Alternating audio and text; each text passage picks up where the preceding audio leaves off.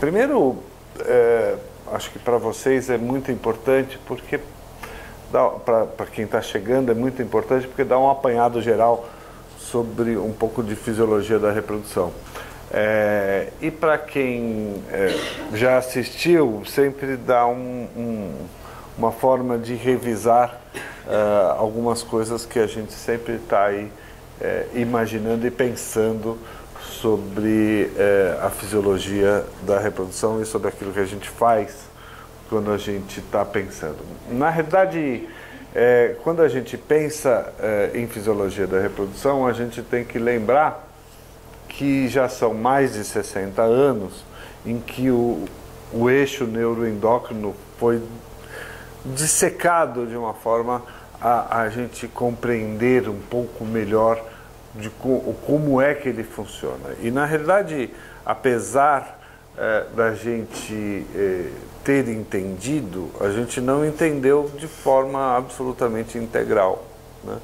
E tanto é que hoje, a cada dia, surgem novos protocolos de indução de ovulação, e a gente vai aprendendo novas coisas, né?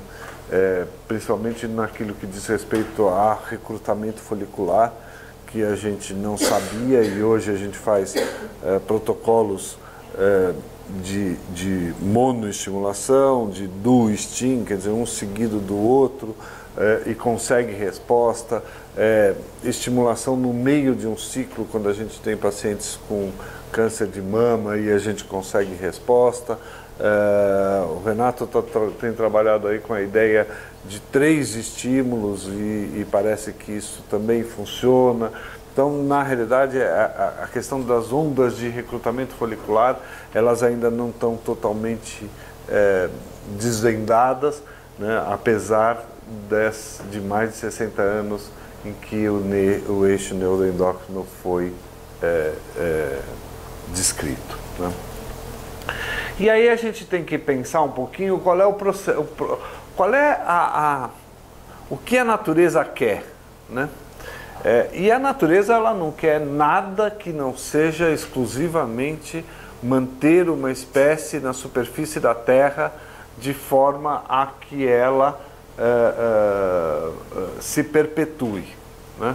Quer dizer, não existe nenhum projeto da natureza que não seja esse, né?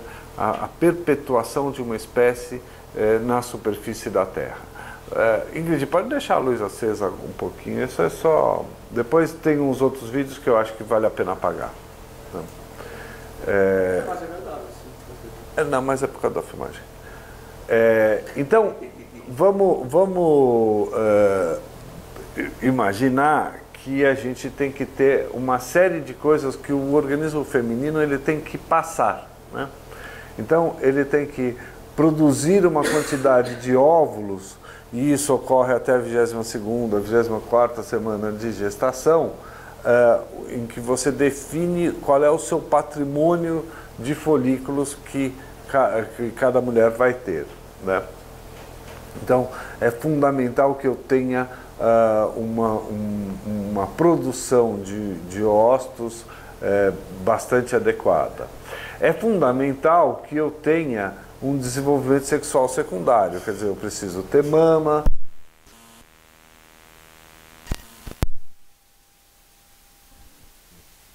sexuais secundárias de forma adequada para que eu possa ter a função do sistema reprodutivo feminino adequado. Aí eu tenho concepção, que envolve, obviamente, a recepção do esperma, o transporte do esperma, do óvulo e do embrião, a gestação e sua manutenção, quer dizer, não adianta só eu engravidar, eu tenho que engravidar e manter essa gestação, eu tenho que parir e lactar, né, e alimentar esta criança. Então, essa é a função biológica do organismo feminino. Não tem outra.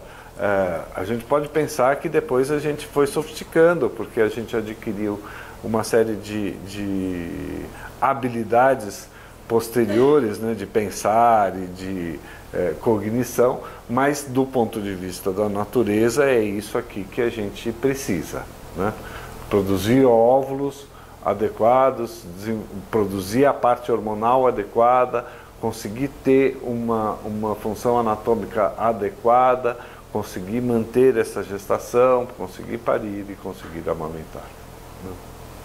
E aí vamos pensar um pouquinho quais são os órgãos envolvidos nesse processo, quais os hormônios que se produzem, como eles são produzidos e como atuam e como interagem entre si. Essa é a ideia quando a gente está falando desta questão, né, que é a produção de gonotrofinas que vão estimular o ovário, que vão fazer um ciclo hormonal, que vão produzir um ciclo menstrual, e esse ciclo menstrual, em via de regra, ele visa, né, a fecundação, implantação, gravidez e lactação. Então essa é a nossa história aqui para a gente poder discutir. Obviamente, a gente tem que lembrar que o nosso grande controlador, ele está no cérebro, né? E é a hipófise e o hipotálamo. Quer dizer, quem controla todas essas questões são o hipotálamo e a nossa hipófise, principalmente o lobo posterior dela, fazendo a produção dos nossos hormônios, né? Então a gente começa, sempre que a gente está falando, pensando na ideia do GNRH, né? E normalmente a gente pensa nisso porque o GNRH é quem vai fazer essa ponte entre o hipotálamo e a hipófise para fazer a produção de gonotrofinas. Quem controla,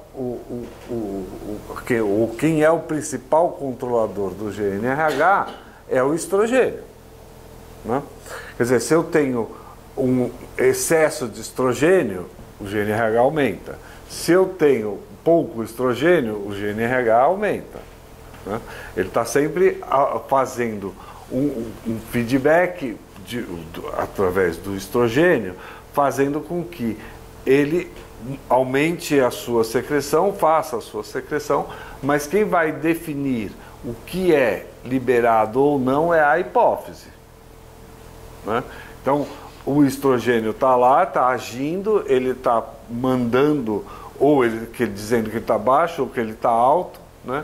E a hipófise então faz a modulação do tipo de hormônio. Ele é produzido na região 5 do flanco do hipotálamo e tem esses agentes reguladores DNA específicos que a gente está aqui, e obviamente tanto os do ácido retinóico quanto os da tireoide, os hormônios da tireoide são super importantes neste controle, mas no sentido de atrapalhar, não no sentido de modular, né?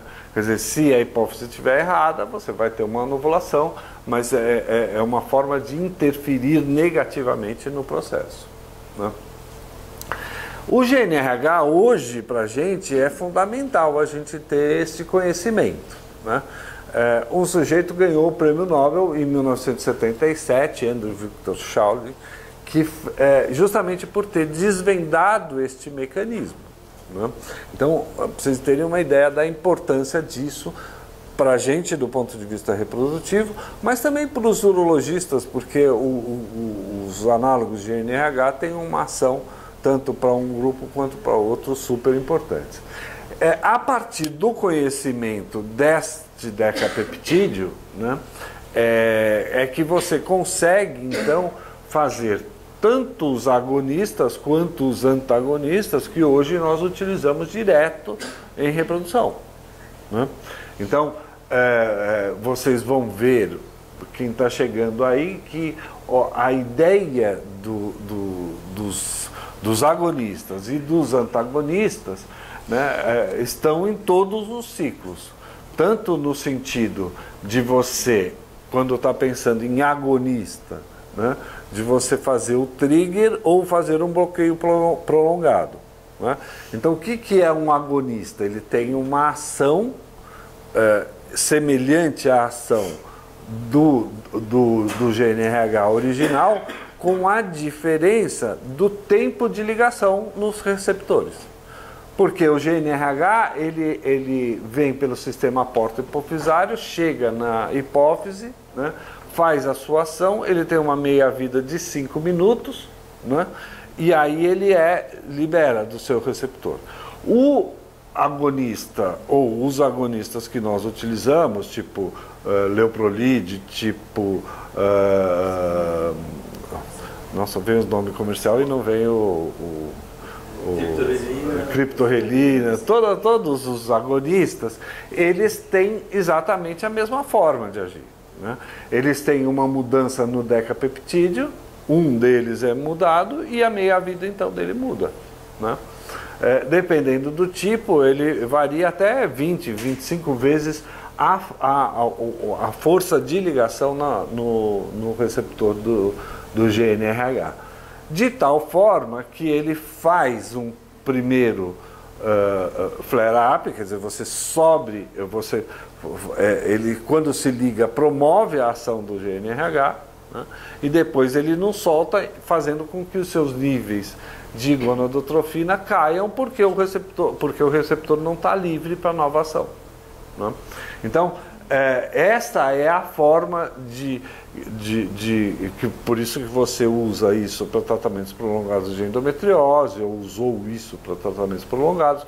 Hoje a gente faz alguns ciclos usando análogos de GNRH.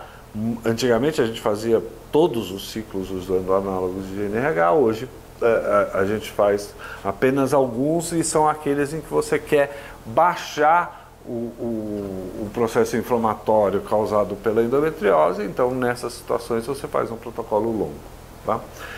Isso tem uma grande discussão, mas, de uma maneira geral, parece ser um resultado mais interessante quando você usa o análogo no tratamento, nos ciclos de endometriose. Bom, e isso também fez com que houvesse a possibilidade da gente criar antagonistas. Aí o mecanismo já é diferente, porque o antagonista não promove a liberação de gonadotrofinas quando se liga. Ele se liga, impede a ação e não faz a ação, né? Então, a partir do momento que a gente passou a usar antagonista, hoje praticamente a grande maioria dos nossos ciclos são utilizando antagonista. Depois a gente vai discutir os processos de indução de ovulação, e hoje a gente usa também alguns outros tipos de bloqueio, principalmente usando progestágenos. Então, os antagonistas hoje constituem a maior parte dos ciclos. Eles têm várias vantagens sobre os agonistas, mas a principal delas diz respeito ao hiperestímulo ovariano, né? Porque quando a gente está utilizando o antagonista, o trigger, né, o disparo da ovulação, ele necessariamente é com HCG, o que piora o hiperestímulo. Então, hoje, quando a gente usa antagonista, e se tiver hiperestímulo, a gente usa o agonista para fazer o trigger, tá? E existem outras formas também de fazer trigger, mas que a gente não vai discutir hoje, porque a gente tem, por exemplo, um antagonista do antagonista, que é a quispeptina, né? Quer dizer, se eu der quispeptina para esse indivíduo, existe um pico de GNRH, consequentemente eu também não tenho a ação do HCG, e eu vou minimizar os efeitos do hiperestímulo, né? Então, é só para vocês lembrarem disso, e lembrarem que isso é extremamente importante para a gente conseguir fazer o nosso início do tratamento. Obviamente, a hipófise produz uma série de outros hormônios, vocês estão vendo aqui a CTH, TSH, prolactina, enfim, todos eles produzidos então aí no lobo anterior da hipófise.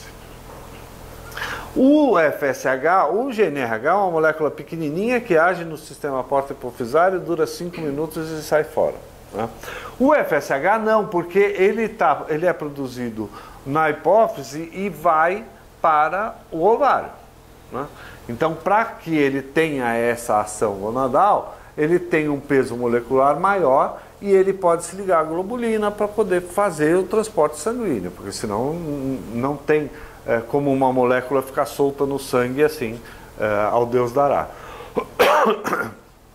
E aí, então, ele vai exercer a sua ação gonadal, e os ovários, então, são os órgãos responsáveis pela produção dos nossos esteroides sexuais, né? Ele tem uma parte que é o córtex, uma parte que é a medula e uma parte que é o hilo. Então o ovário é dividido nessas 3 porções, né?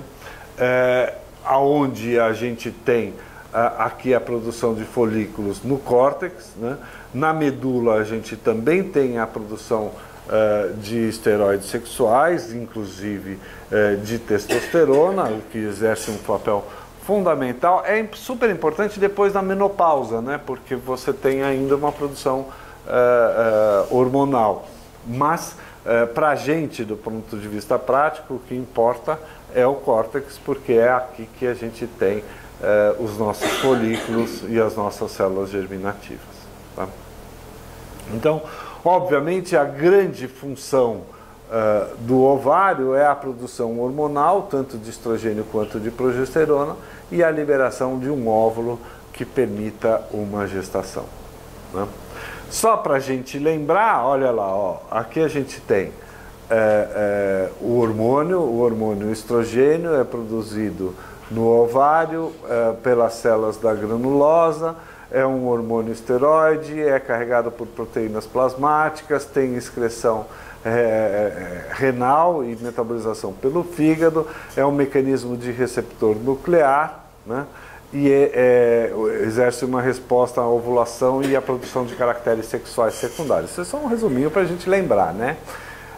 A progesterona pelo córtex adrenal, por ovários e pela placenta, granulosa do corpo lúteo, hormônio esteroide, proteínas plasmáticas. A única fonte efetiva de produção de progesterona, né? O córtex adrenal produz outros precursores da progesterona, mas a única fonte é o ovário. É um hormônio esteroide, também carregado por proteínas plasmáticas, também de excreção renal, também com receptor nuclear, e tem uma ação no útero e na mama. Tá? A inibina, então, também produzida no testículos ovário, pelas células Sertoli e células da granulosa, é uma glicoproteína, e tem uma ação na inibição do FSH. Então, esses são os nossos agentes que produzem alguma coisa e que nos ajudam. As ações do estrogênio, desenvolvimento e manutenção do útero, tuba, vagina, genitália, estéreo e mama, mudanças cíclicas do endométrio, cérvix, vagina, motilidade das tubas, o estrogênio aumenta a motilidade na musculatura lisa, aumento da libido, e na gravidez aumenta a massa muscular uterina e das mamas. A progesterona também exerce mudanças cíclicas do endométrio, cérvix e vagina, relaxamento de musculatura lisa, diminuição da libido, é termogênica, aumenta a excreção de sódio, inibe receptores de aldosterona. Todos eles agem exatamente da mesma forma, né? Quer dizer, estão aqui na corrente sanguínea, eles penetram na célula, agem no DNA, produzem um RNA mensageiro, e esse RNA mensageiro vai levar à produção de uma proteína. Essa proteína, ela é específica do tecido, né? Para cada tecido, um tipo de proteína ele vai produzir. Então depende daquilo que o tecido precisa. No osso precisa de uma coisa, no cérebro de outra, no útero de outra, no musculatura lisa outra. Então essa proteína, esse produto final de transcrição é sempre uma coisa específica daquele tecido que você está trabalhando, né? Obviamente esse complexo ele é um complexo muito mais sofisticado do que o slide anterior, né? Porque você tem todo esse desenvolvimento celular, que não vem ao caso, senão a gente vai ficar aqui falando mais 3 horas sobre esse assunto. Então, existe uma ação global, mas obviamente para a gente interessa essas questões de útero, tuba e colo. Mas vamos para trás, né? E vamos pensar um pouquinho em como se inicia o ciclo, o processo reprodutivo. Vamos lá, só para a gente lembrar, então eu tenho a penetração do espermatozoide no óvulo, 18 horas depois eu vejo a presença dos 2 pronúcleos, tá? E isso é super importante, por isso que na rotina do laboratório também o Ivan tenta ver o momento de formação dos 2 pronúcleos para ele garantir que aquele óvulo foi fertilizado. Às vezes ele perde este momento, e isso e vocês vão ver várias vezes, olha lá, a formação dos 2 pronúcleos, né? E a fusão desses 2 pronúcleos, ó, pareamento dos cromossomos e a fusão. Tá? Então, o Ivan vê isso aqui no laboratório e ele informa para a gente que teve 2 pronúcleos, que está tudo normal e que a fertilização foi adequada. Tá? Quando ele não vê, às vezes ele chega neste momento e ele fica na dúvida se houve ou se não houve fertilização. Tá? E aí ele espera o dia seguinte, mas ele informa para a gente, olha, esse embrião clivou direitinho, foi tudo direitinho, mas eu não vi lá a formação dos 2 pronúcleos. A gente... Tem os 2 corpúsculos. Mas tem os 2 corpúsculos, provavelmente foi fertilizado. Tá? Então aqui começa o processo de divisão celular. Então olha lá, no dia 2 o embrião tem 4 células, no dia 3 o embrião tem 8 células, dia 4, 16 a 32, aí no dia 5 ele chega no estágio de blastocisto e vai implantar em apenas 30% das vezes. Tá? Então, aí esse embrião chega ao útero e vai nidar por volta do 7º, 8º dia, né? O que significa que eu vou começar a ter HCG 48 horas depois disso. O que significa que se uma mulher ovulou no 14º dia, esse embrião vai chegar no útero por volta do 6º, 7º dia, eu vou ter anidação por volta do 8º, 9º, e eu vou ter nível de gonadotrofina 48 a 72 horas depois. O que significa que 2 ou 3 dias antes do atraso menstrual, eu vou ter nível de HCG no sangue. Isso é importante para a gente, porque a gente tem que levar em consideração isso quando a gente está fazendo um tratamento. Ocorre que, em reprodução, quando a gente dá HCG, né, até o 25º dia, por exemplo, eu posso ter níveis de HCG circulante artificial, né, do remédio que eu dei.